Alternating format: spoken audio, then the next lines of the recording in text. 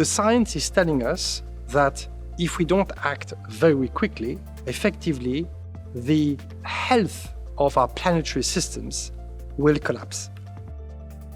So the science, by definition, is also telling us that if we want to restore the health of our planetary systems, we need to change very quickly our entire economic framework.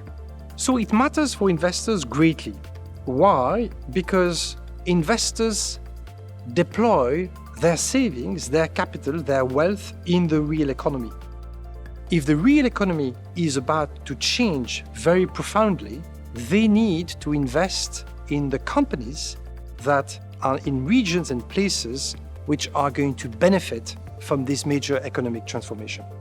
All economic transformation follow the same patterns, S-curves. It starts with the dishwasher, elevators, any kind of economic innovation.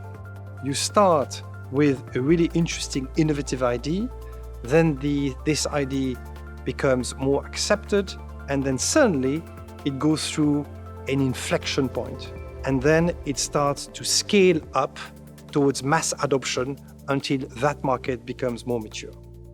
We have approximately 90% of the solutions today to deal with the environmental transition. And the other thing that is important to bear in mind is of these solutions, some have already crossed that famous inflection point, such as the building blocks of electrification. We are in a process, as we speak, to electrify most of our economy. We are starting with the demand side, which is really about mobility, buildings, industries. This is where 95% of our energy needs are concentrated in the world.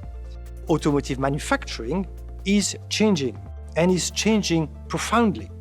That same automotive company will have the opportunity to not only manufacture electrical vehicles instead of internal combustion engine vehicles, but will also have the opportunity to produce electricity, to distribute electricity.